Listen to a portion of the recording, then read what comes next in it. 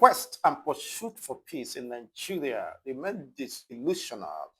The more the federal government of Nigeria engage in peace talks with the bandits and the kingpin of this terrorist group, the more emboldened and the more they establish their frontiers. Of course, Boko Haram has remained resilient, the nightmare to the Nigerian government, despite the recent peace talk with some group of bandit kingpins in Castina, of course, following the Kaduna that just happened of recent, about yesterday or so, there have been continuous onslaught of the military. Several military bases have been overrun within the Nigerians' defined territory. Now it is a turn again for the Borno state, as Sahara Reporters reveals that many soldiers fear death as Boko Haram overruns Nigerian military or army base in Borno state. This is not the first, the second, the third, and sadly might not be the last invasion by this terrorist group. While some persons might consider them to be terrorist group organizations, has been as, ascribed to them by international certified bodies, but then there is something very peculiar and what we must focus Boko Haram in substantial, monumental nightmare, or if I may use the word disaster to Nigerian continued existence.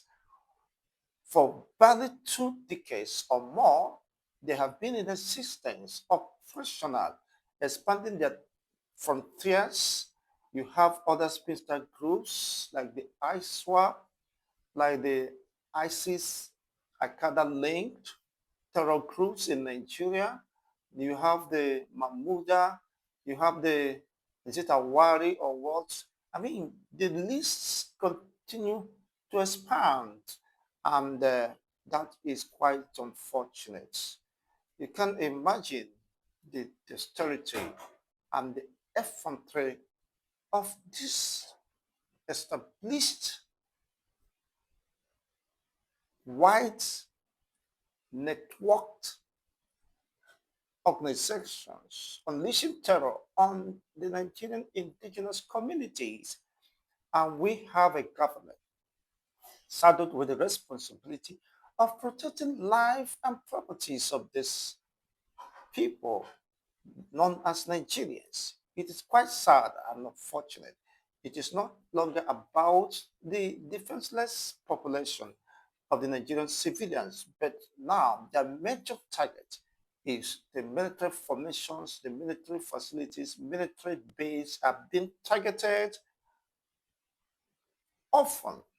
That is their major campaign or pressure now to delegitimize the Nigerian state.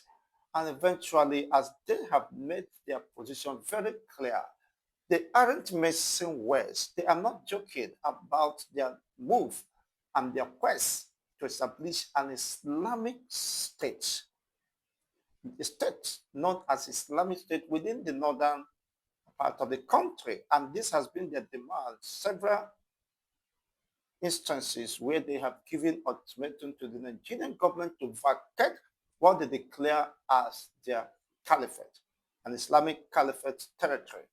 Wow, that is quite an interesting development. While the government and its operatives, security operatives, seems to be living, of course, in the world of oblivion, or perhaps not addressing this issue the way it ought to be, you will now understand as so much life has gone in. I mean, the military operatives, the armies, the navy, the DSS, and every other security operatives, unfortunately, has been sacrificed in the altar of sacrifice. What should matter most is why is the oppression of Boko Haram sustained despite every intervention, billions of dollars expended in the fight against this insurgency or against this organization or group that is delegitimizing the sovereignty of the Nigerian state. I mean, by delegitimizing, they have already declared their intentions. Nobody, not even the federal government, could deny knowing what they represent or what they stood for. They said they are against Western education and Western interference. They want to govern themselves based on Islamic principles and fundamentalists. As fundamentalists, Islamic fundamentalists, they are driven by Islamic ideology and, of course, radicalism. They want to express their own um, life or religious liberty by harmonizing their own people and defining their own belief system and administrative or economic system based on what they describe as the tenet of Islam. Hence, the continued quest, push for an Islamic state. They are not going back and they are not backing down in this. Why some Nigerians were celebrating the alleged murder of Gentle Deyahu, one of the commanders of the Biafran Volunteer Force or Biafran Liberation Army, and his colleagues, sadly, it's been reported that over 5,000 people, including the military, are calling for safety in Benin. In Cameroon. You can imagine, fleeing for safety. And many soldiers feared death, while those who fortunately could escape this onslaught by this deadly terror group. They meant business. Some have argued that they have international sponsors, international connections, and networking. Of recent, it's been reported that they deploy the use of artificial, of course, unmanned military vehicles, military equipment as drones and every other sophisticated lethal weapons and technology with high precisions to attack the military facilities and base. It is quite unfortunate. Do we consider this as a very disturbing development for Nigerian and the government of Nigeria? Of course, that is undeniable fact that Boko Haram has taken over several local government communities in Borno State and is daring the government, you dare not cross this boundary. We have declared an Islamic state or caliphate, and that is where we stand for. The more effort the federal government of Nigeria and its security operatives are put to push these people back, the more they record more casualties on the part of the security authorities. And for these people, dying of fighting, dying for the cause they truly believe is an honor and something that has an eternal reward. They believe they are fighting for Allah and representing, of course, the mission and the command of Allah. Well, only time will reveal how far that will go. But never doubt the resolve, determination, and courage of these people. This have made itself clear. We are no longer part of Nigeria. Operating within the defined territory known as Nigeria today. And it's quite a very disturbing development. And you've asked, why is the president, Ahmed Bola Tinubu, perhaps silent about this development? Of recent, he went to Kaduna State to have a peace talk with the likes of Gumi and perhaps other political elites uh, in a bid towards the 2027 presidential build-up to reconcile the aggrieved chieftains, party chieftains, and the rest of them. Perhaps uh, that could be the motivation of this. But then, if that is the case, could it be considered a personal motivated interest? Does talking to having a peace deal with Gumi solve the problem of insecurity? Of course, the Boko Haram and their sponsors have proven otherwise.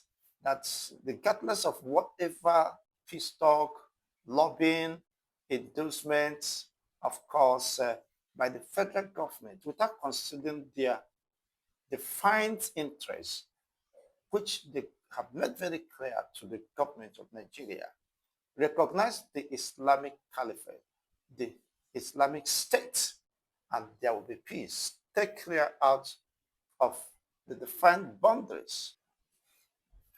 Well, that is a very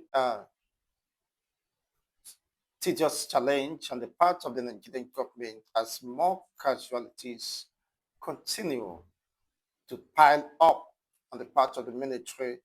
Looking at the level of devastations, houses being burned down.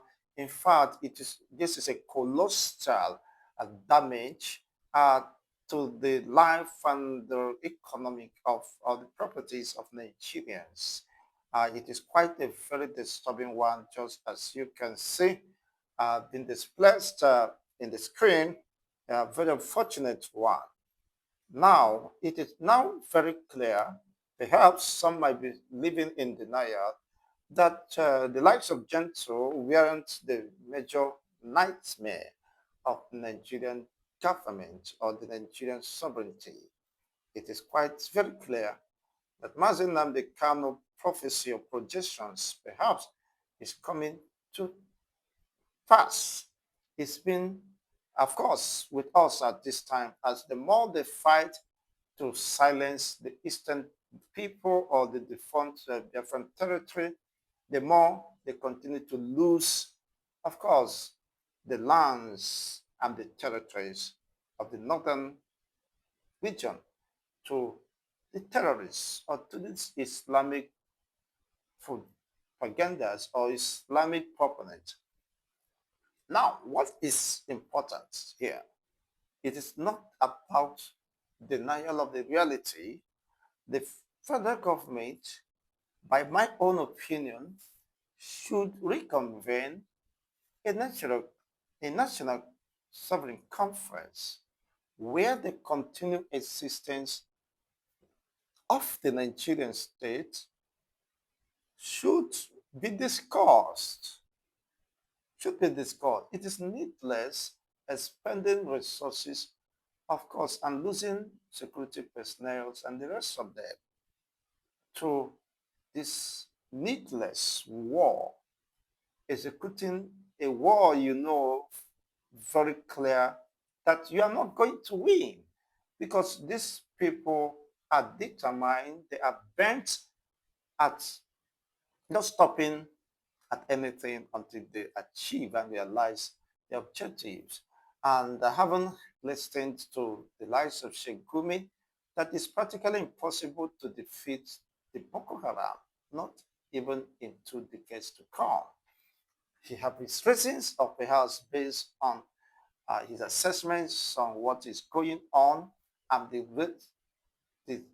readiness and preparedness of these people.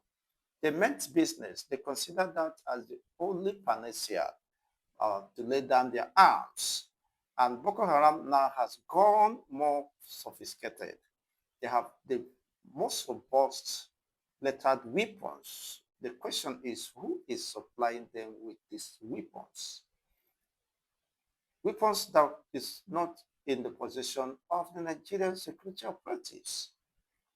And the reason why they always have success in invading the military base, you know what it takes to overrun an entire military base, cut away with the armories and the rest of them, and still use the same armory they looted eventually against the same military base, targeting the next, of course, facility for attack and the rest of them. It is quite a very disturbing development. And how long will this continue?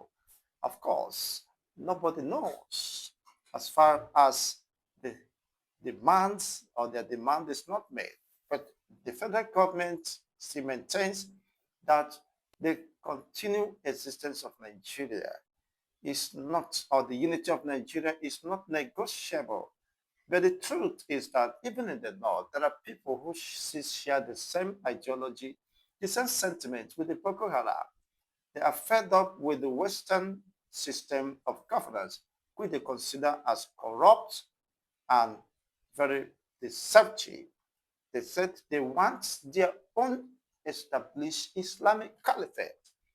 And the sympathizers of this always serve as informants, exposing every secret operations or agenda of the government to ambush these particular entities. They have their representatives, informants virtually across the entire parastatals of the government, just as Jonathan, the past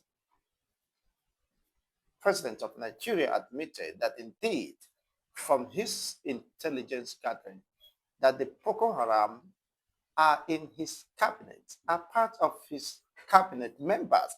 You know how serious that would be. And that has not changed instead, because even the Borno governor Zulum has accused high profile politicians and even the military top hierarchies of colluding with these terror groups to sabotage every effort by the military or defense headquarters to dislodge them. They serve as informants. They serve as, of course, as people sabotaging the cause of the war against Boko Haram. But sadly, many people today are still living in denial of the reality. Boko Haram is getting more sophisticated, claiming more expanse of land and territories within the Nigerian defined territory. This no one could live in denial. It is quite unfortunate. Nobody could ascertain as at the time of reporting or reviewing of this particular incidents, nobody could have ascertained the level of casualties on the part of the Nigerian government. Using the word, many soldiers feared death and some fled into IDPs in Cameroon with other civilians who eventually survived. This has become a recurrent decimal. Nigerians living in fear, in apprehension, in the atmosphere engulfed with uncertainty and very, of course, scary development. Psychologically, mentally, people have been destabilized because living in fear all day long, not knowing what else could befall them. The survivor of yesterday certainly, but unfortunately, might become the victim of today. And that has just been the case. Nobody could have envisaged the possibility of this attack, but considering its rate of success, uh, tells you more better how prepared, the state of preparedness and commitment on the part of these terror organizations. As I've rightly pointed, isn't it about time for the federal government, in the interests of humanity and public security, of course, to call for discussion? The continued existence of Nigeria should be prioritized in the interest of preserving humanity, needless engaging in this endless war engulfing several billions of dollars since inception.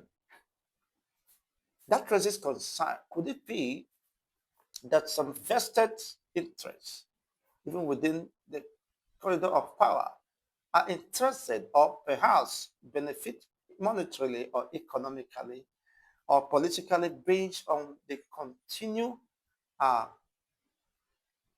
prevalence of this insurgency and attack on various communities, defenseless citizens of this country, which the government has an obligation, constitutional obligation, to protect their lives and properties within the defined sovereign state, which to some greater extent has been widely compromised. Of recent, it's been reported in national dailies that 10 out of 23 local governments of Sokoto State, being the seat of caliphate of the Fulani hegemony or empire, is a dynasty, is under the control of these organizations. They are fully in charge and control. Likewise, every other state, people are crying and lamenting. It is quite unfortunate. And how long do we continue to live in this denial, causing more pain, agony on the subjects, on the security personnel, on the scarce resources or the shrinking resources of the economy of the country, rather than living up to the reality in order to preserve humanity? Well, I leave you with this. Let's have your own take regarding this development. Nigeria is not winning the war. That is a sad reality. With this deployment of kinetics, of course, no success has been recorded so far. The more you push them, the more they become more wider and brutal in their next operation and target. Let's have your own take regarding this development. Thanks for watching.